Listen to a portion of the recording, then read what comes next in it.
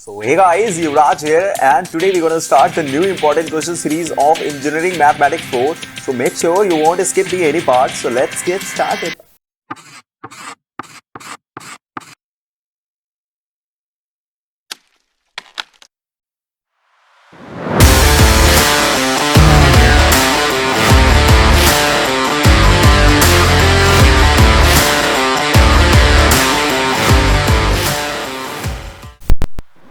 Alright guys, so you're most welcome here. My name is Yuvraj basically, and so any of you guys are interested, so I'd love to invite you to subscribe and join the important question series. So let's begin the video.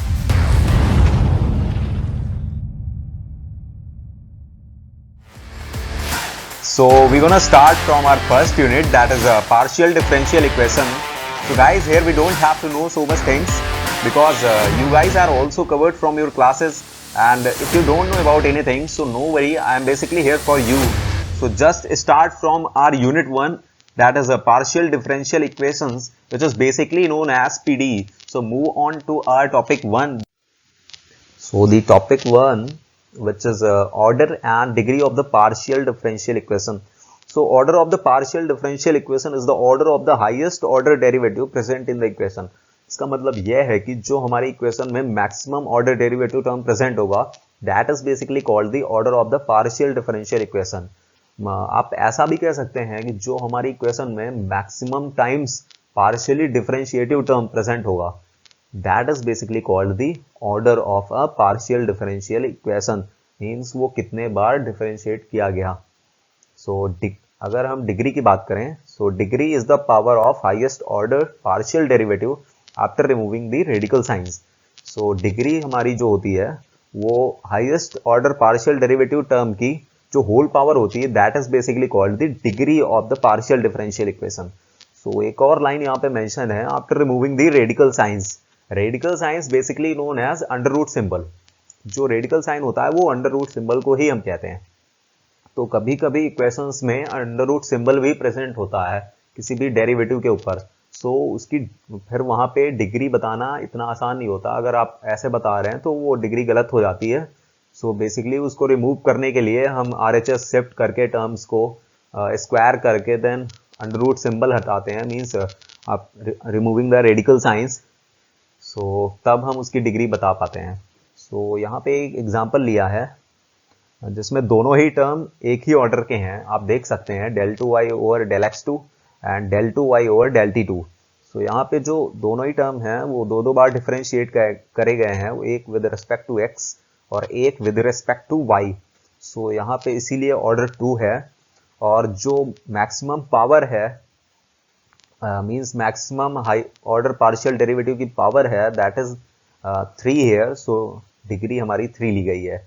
So this is all about the order and degree of the partial differential equation. So just move on to the topic 2. So the topic 2, which is basically the formation of PDE. So यहाँ पे पहला case हम discuss कर रहे होंगे by elimination of arbitrary constants. So there are two cases to form the PDE by eliminate the arbitrary constant. तो यहाँ पे हम दो केसेस डिस्कस कर रहे होंगे इसी केस के अंदर. So case first, which is number of arbitrary constant is equal to number of independent variable. So in general हम आर्बिट्ररी कांस्टेंट ABC के तौर पे मानते हैं और इंडिपेंडेंट वेरिएबल x और y के तौर पे प्रेजेंट होते हैं क्वेश्चंस में, और डिपेंडेंट वेरिएबल हम z को बोलते हैं. सो इस केस के according obtain PDE is unique and of first order. Means जो PDE फॉर्म होगी हमारी वो यूनिक होगी और वो पहले ऑर्डर की होगी. सो केस 2 की बात करें तो यहाँ पे number of arbitrary constant is greater than number of independent variable. तो यहाँ पे हमारे जो आर्बिट्ररी कांस्टेंट होंगे वो इंडिपेंडेंट वेरिएबल से ज्यादा होंगे क्वेश्चन में. सो इस केस के according obtain PDE is not unique and of second और हायर ऑर्डर. मतलब कि PDE जो फॉर्म होके आएगी वो यूनिक नहीं होगी, वो इट मे बी सेकंड और it may be of higher order. So important question for this topic. So पहला और दूसरा question z is equal to x plus a into y plus b, जो कि हमने आगे सॉल्व कर रखा है. And second question is for your practice, so do it. So यहाँ पे हम सॉल्यूशन देख सकते हैं. z is equal to x plus a into y plus b. सो आप इन जनरल देखिए x और y मेरे इंडिपेंडेंट वेरिएबल हैं जो कि दो प्रेजेंट हैं और ए और बी मेरे आर्बिट्ररी कांस्टेंट हैं जो कि दो ही प्रेजेंट है। So equal number of arbitrary constant and independent variable means यहाँ पे केस फर्स्ट अप्लाई हो रहा है। दैट्स व्हाई वी मेंशन, यहाँ पे मेंशन भी कर रखा है मैंने x, y this equal, that is we apply case A. So यहाँ पे आप देख लीजिए डिफरेंशिएट पार्शियली, डिफरेंशिएट किया है with respect to x and take y as a constant, जो कि y को कांस्टेंट मान के। So del z over del x into Y plus B is equal to Y plus B into 1 plus 0। 1 plus 0 क्यों हुआ? क्योंकि हमने x को जब x के रिस्पेक्ट में पार्शियली डिफरेंशिएट किया तो 1 आया, और a को 0 तो 1 प्लस 0, और y वाला टर्म हमारा कांस्टेंट था तो y plus B as it is. So finally हमारा y प्लस बी निकल के आया। So again differentiate partially with respect to y and take x as a constant. इस टाइम हम x को कांस्टेंट ले रहे हैं और y के रिस्पेक्ट में डिफरेंशिएट कर रहे हैं, वो भी partially. So del z over del y is equal to x plus a into 1 plus 0। इस बार क्यों 1 प्लस 0 आया? क्योंकि y के रिस्पेक्ट में कर रहे हैं, सो y का 1 और b का 0, और x प्लस ए वाला टर्म कांस्टेंट था तो वो कांस्टेंट एज इट इज बाहर आ गया, तो फाइनली हमारा x प्लस ए बचा। तो हमने दोनों इक्वेशंस को अलग अलग नाम दे दिया, second and third. So on multiplying equation 2 and equation 3 basically हमें आर्बिट्ररी कांस्टेंट्स को एलिमिनेट करना है। सो वो हम या तो मल्टीप्लाई कर, यहाँ पे तो मल्टीप्लाई से हो रहा है, कहीं कहीं पे डिवाइड करके होगा, सो उस अकॉर्डिंग हम देख रहे होंगे। सो यहाँ पे हमने मल्टीप्लाई कर दिया, तो आप देख सकते हैं del z over del x into del z over del y is equal to x plus a into Y plus b, और यहाँ पे x plus a into Y plus b जो कि हमारा क्वेश्चन में ही गिवन था z के बराबर है, तो यहाँ पे replace the value from equation 1।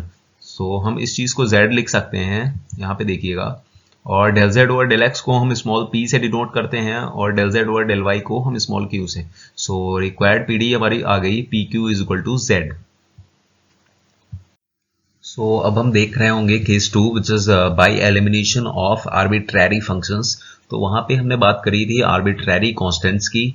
सो यहाँ पर भी हमने दो केसेस डिस्कस करे हैं। सो case first which is one arbitrary function means कि हमारे इक्वेशन में जब एक ही आर्बिट्ररी फंक्शन गिवन हो तो उस केस में हमारी जो पीडी फॉर्म होगी which is unique and of first order, वो ऑलवेज फर्स्ट ऑर्डर की होगी और हमेशा यूनिक होगी।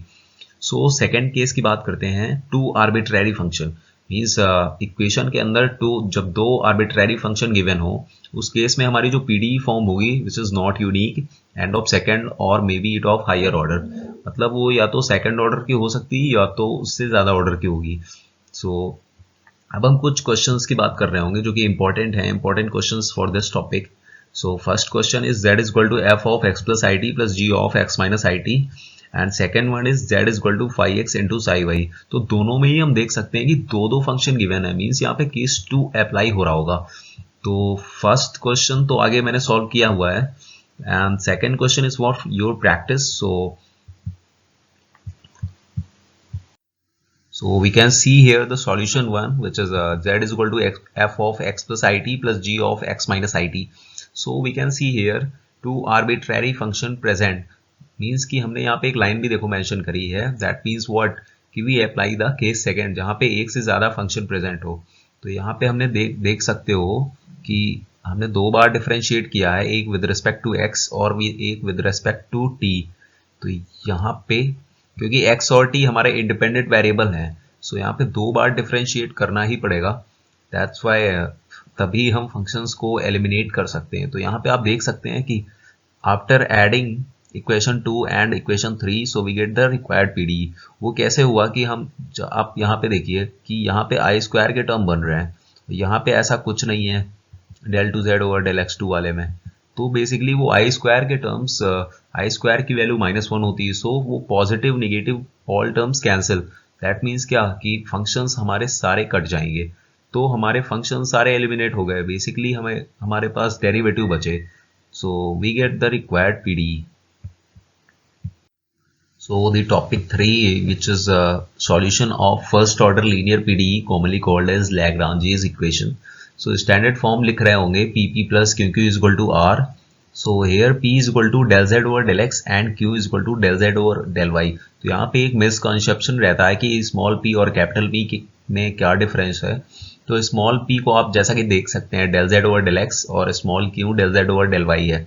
but PQR means capital PQR basically are the functions of XYZ, और ये in general constant भी रहते हैं कभी कभी. So steps to solve, कुछ steps लिखी गई हैं. So first step, write Lagrange's auxiliary equation, so which is dx upon p is equal to dy upon q is equal to dz upon r. means PQR यहाँ पे capital वाले हैं, means small p का coefficient और small q का coefficient.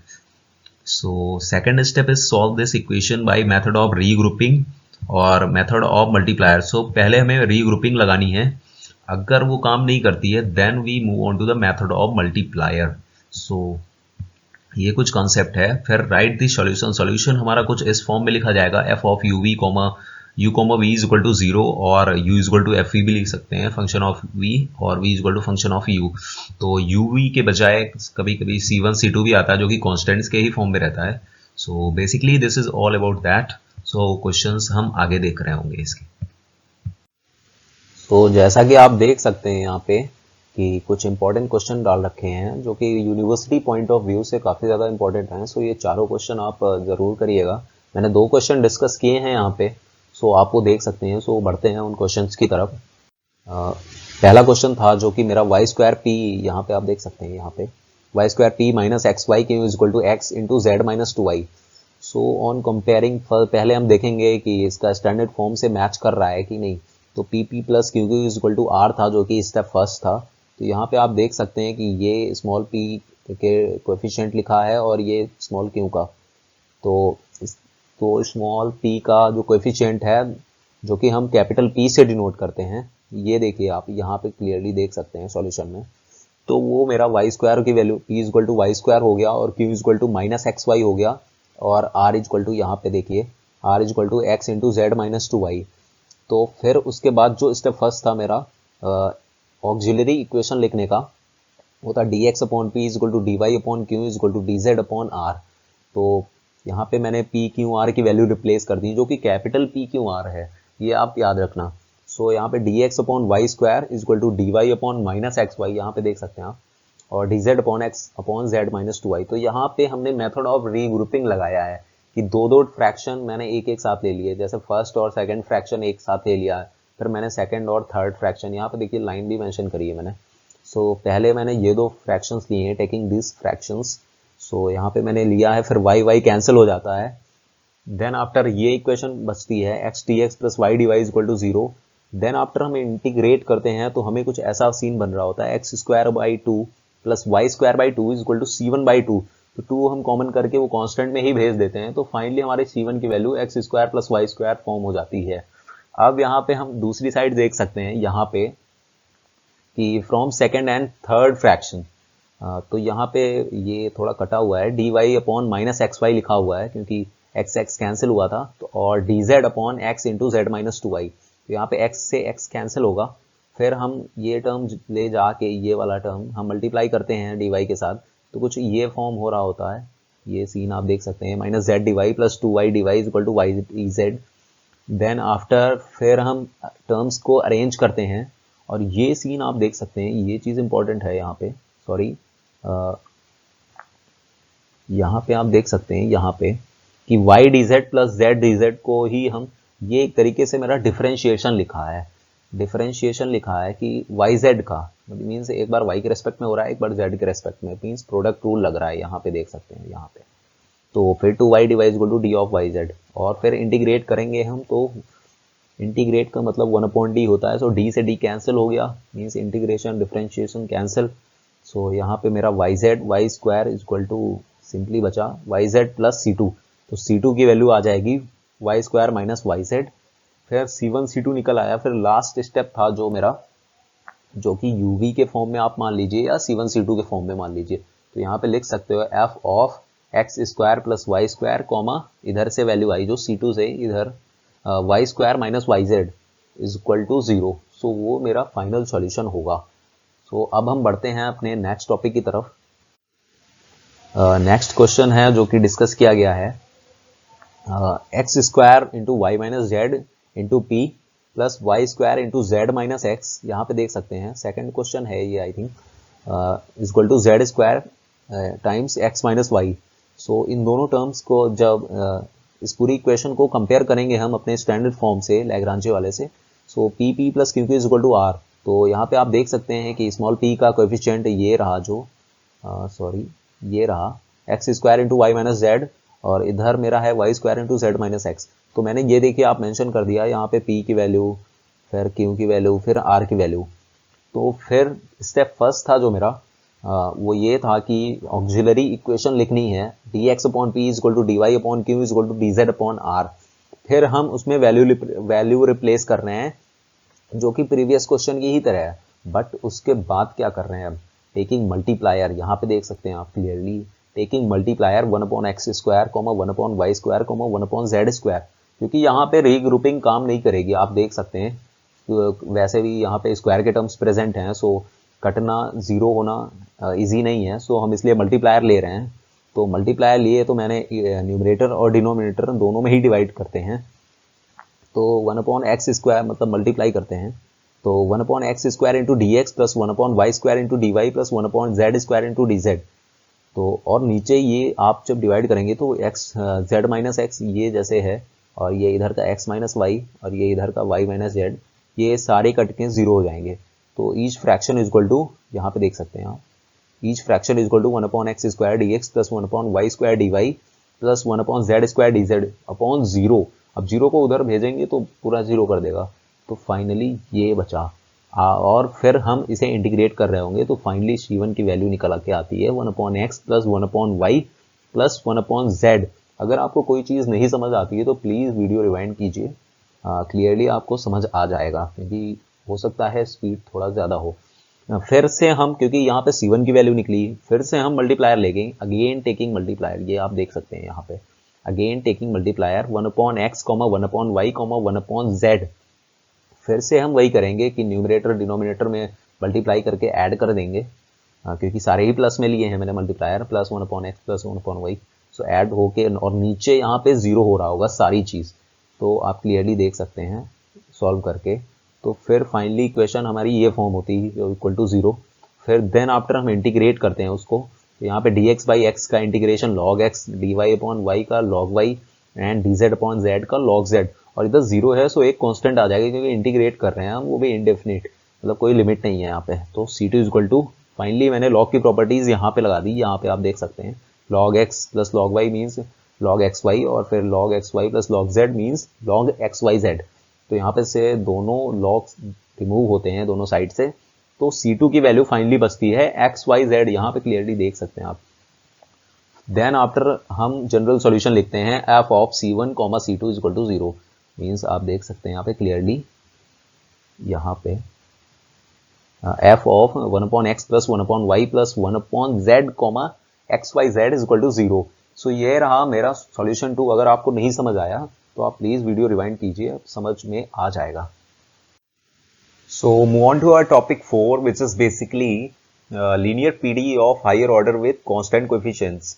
सो यहाँ पे पहला टाइप जो कि हम डिस्कस कर रहे होंगे वो होगा होमोजीनियस टाइप, और दूसरा टाइप जो भी करेंगे वो नॉन होमोजीनियस टाइप। सो पहले टाइप को सॉल्व करने के लिए कुछ स्टेप्स मेंशन करी गई हैं, दो steps to solve homogeneous PDE. So basically first step is write the PDE in symbolic form. तो यहाँ पे आप देख सकते हैं डेल बाई डेल एक्स को मैंने डी से रिप्लेस किया है और डी डैश को डेल बाई डेल वाई से। सो ये इन जनरल करा ही जाता है, तो आपको कई बार क्वेश्चंस में सिंबॉलिक फॉर्म में ही गिवन रहती है क्वेश्चन, तो हम अपना स्टेप फर्स्ट स्किप कर सकते हैं वहाँ पे। सो फिर ये क्या होता है कि होमोजेनियस टाइप को सॉल्व करने के बाद जो सॉल्यूशन बनता है, कंप्लीट सॉल्यूशन बनता है, तो वो complementary function plus particular integral के फॉर्म में बन रहा होता है, जिसमें कि दो सॉल्यूशन बनते हैं CF एंड PI। तो यहाँ पे पहले हम CF निकाल रहे होते हैं, उसके अकॉर्डिंग सेकेंड स्टेप लिखा गया है।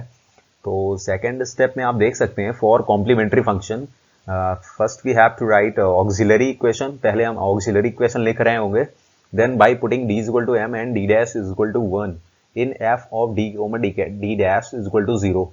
तो यहाँ पे हम m को, मतलब d को m से रिप्लेस कर रहे होंगे और d डैश को 1 से रिप्लेस कर रहे होंगे। देन फिर उसके हम रूट फाइंड करेंगे, वो ऑक्सिलरी इक्वेशन या क्वाड्रेटिक या क्यूबिक के फॉर्म में मिलेगी हमें, फिर उसके हम रूट्स निकालेंगे। Then find the roots of auxiliary equation. तो यहाँ पे आप देख सकते हैं पहली कंडीशन है इफ रूट्स आर अनइक्वल, जब हमारे रूट्स मींस m1 और m2 अलग अलग आएंगे तो उस केस में हमारा जो कॉम्प्लीमेंट्री फंक्शन की वैल्यू होगी वो f1y plus m1x plus f2 into Y plus m2x dot dot dot, जितने भी रूट्स जैसे क्वाड्रेटिक हुई 2 डिग्री की तो वहाँ पे m1 और m2 ही बन सकता है। तो यहाँ पे सिर्फ 2 ही टर्म आएंगे, मीन 2 ही फंक्शन आएंगे, f1y plus m1x plus f2 into Y plus m2x। Suppose यहाँ पे क्यूबिक अगर इक्वेशन है हमारे पास तो 3 रूट बनेंगे उसके, तो 3 फंक्शन आएंगे और वो भी रूट सारे अनइक्वल हों जब। तो नेक्स्ट कंडीशन है हमारे पास इफ रूट्स आर अनइक्वल, ये आप देख सकते हैं clearly, then write the CF f1y plus mx plus x times f2y plus mx plus x square times y plus mx। ये डॉट डॉट डॉट करके लिखा गया है वो आकी एक नॉर्मल जनरल फॉर्म बनाने के लिए।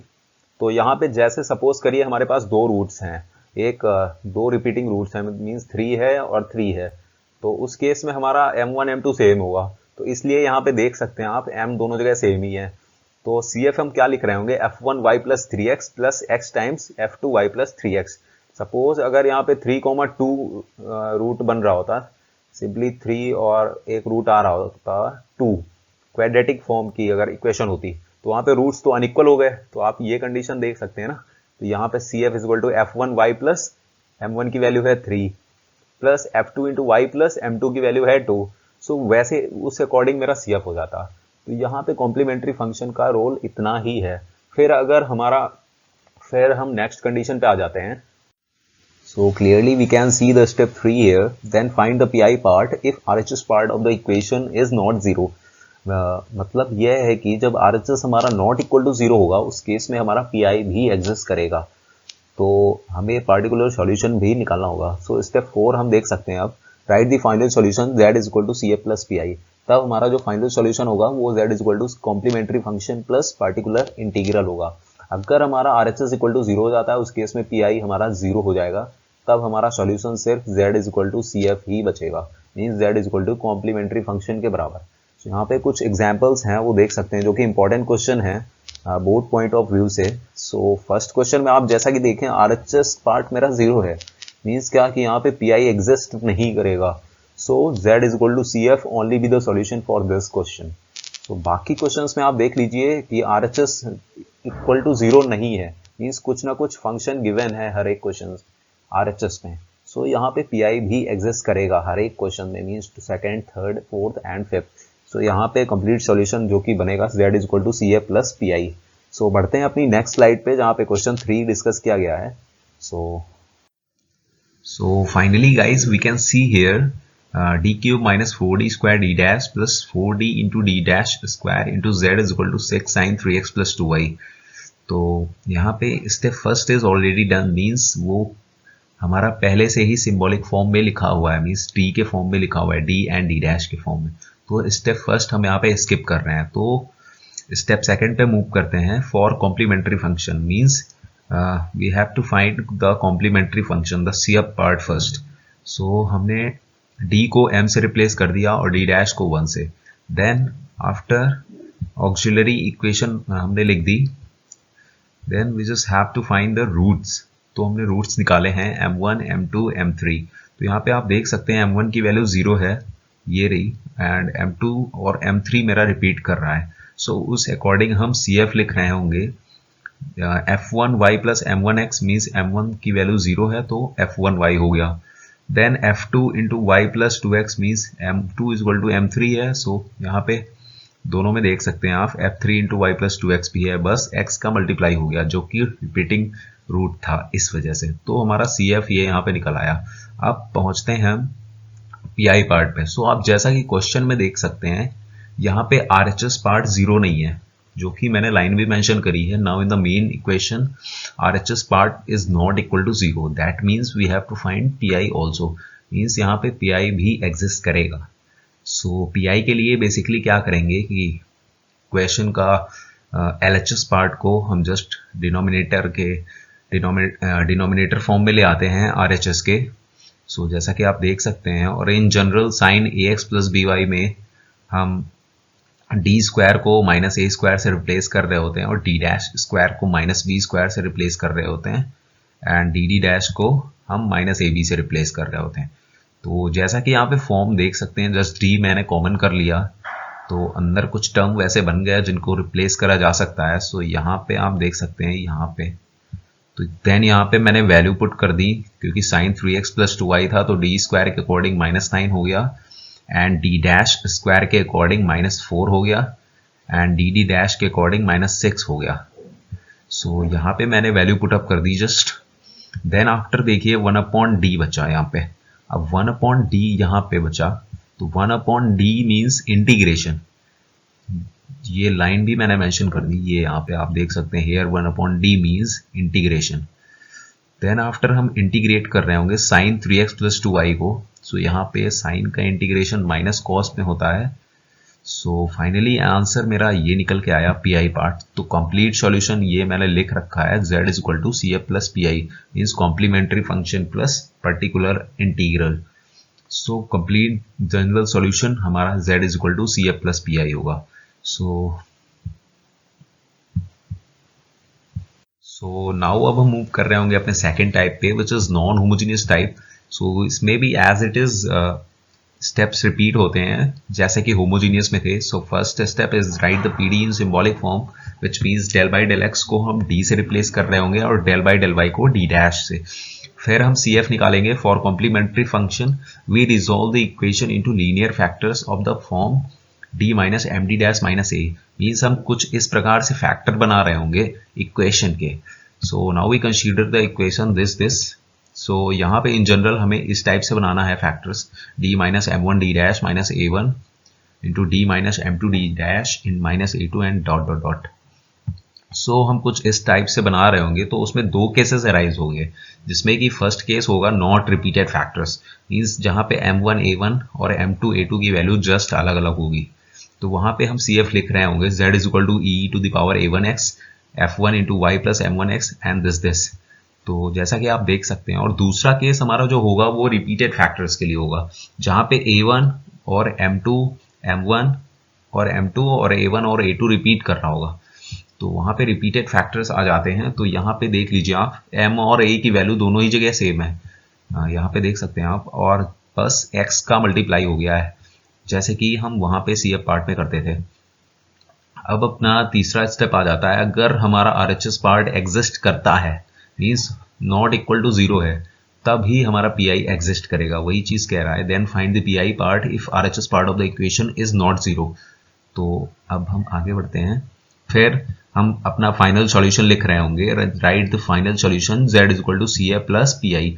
पी आई हमारा जब ही एग्जिस्ट करेगा जब RHS पार्ट नहीं 0 होगा, जैसा कि स्टेप 3 पे लिखा हुआ है। अगर नहीं करेगा तो z is equal to C F only with the solution. So यहाँ पे आप देख सकते हैं कुछ इंपॉर्टेंट क्वेश्चन रखे हैं नॉन होमोजीनियस टाइप से। सो ये आप जरूर ट्राई करिएगा क्योंकि आप फर्स्ट क्वेश्चन में देखें तो यहाँ पे RHS पार्ट 0 है। So z is equal to C F only with the solution. यहाँ पे PI एग्जिस्ट नहीं करेगा, बाकी में वैसे RHS पार्ट 0 नहीं है, सो हर एक में PI एग्जिस्ट करेगा। सो हम बढ़ते हैं आगे। So finally we take a question which is of non homogeneous type. जैसे कि आप देख सकते हैं यहाँ पे d minus t dash minus 1 this is equal to sine 2x plus 3y। So यहाँ पे हम स्टेप फर्स्ट स्किप कर रहे होंगे which is of symbolic form. तो यहाँ पे ऑलरेडी क्वेश्चन सिंबॉलिक फॉर्म में गिवन है मींस t और t डैश के फॉर्म में गिवन है। सो यहाँ पे हम स्टेप सेकंड पे मूव कर रहे होंगे which is complementary function part. तो यहाँ पे एक और लाइन मेंशन है, show LHS part is already in factors from so just compare with t minus M D dash minus a into z is equal to 0। तो basically ये चीज क्या कह रही है कि हमारा जो क्वेश्चन है वो ऑलरेडी लीनियर फैक्टर्स के फॉर्म में गिवन है, तो यहाँ पे हमें फैक्टर करने की कोई जरूरत नहीं है दोबारा से। सो हम बेसिकली m1 a1 और m2 a2 की वैल्यू निकाल लेंगे कंपेयर करके दिस टर्म से d minus M D dash minus A से। सो देन उसके अकॉर्डिंग हम CF लिख लेंगे क्योंकि हमारा ये केस है नॉन रिपीटेड फैक्टर्स के लिए, दोनों ही फैक्टर अलग अलग है, आप देख सकते हैं जैसे कि। फिर हम मूव करते हैं RHS पार्ट पे जो कि यहाँ पे नॉट इक्वल टू 0 है। So it means PI exist करेगा हमारा। तो PI के लिए हम बेसिकली LHS पार्ट को RHS के डिनोमिनेटर में शिफ्ट कर देंगे और उसके बाद हम साइन 2x प्लस 3y के अकॉर्डिंग d स्क्वायर को माइनस ए स्क्वायर से रिप्लेस कर रहे होंगे और डी डैश स्क्वायर को माइनस बी स्क्वायर से और डी टी डैश को माइनस ए बी से रिप्लेस कर रहे होंगे। देन आफ्टर आप यहाँ पे देख सकते हैं कि हमारे पास डी और डी डैश के टर्म बच गए, तो उसके लिए मैंने न्यूमरेटर और डिनोमिनेटर दोनों में ही कुछ टर्म्स की मल्टीप्लाई कराई उस अकॉर्डिंग कि नीचे स्क्वायर हो जाए, जिससे कि हमारा डी स्क्वायर जो है माइनस ए स्क्वायर से रिप्लेस हो जाए और D dash minus b square से रिप्लेस हो जाए। तो आप देख सकते हैं यहाँ पे -1/10 बन गया और ऊपर न्यूमरेटर में 3d dash minus 3d minus 1 which is according to sin 2x plus 3y, वो सारा बन गया। तो हमारा यहाँ पे फाइनली पी निकल आया, थोड़ा हेक्टिक सा है but this is our solution. So z is equal to CA plus PI, which is the complete. Alright guys, that is going to about wrap up this video. So make sure you hit the like and subscribe button to stay positive. Bye bye and take care.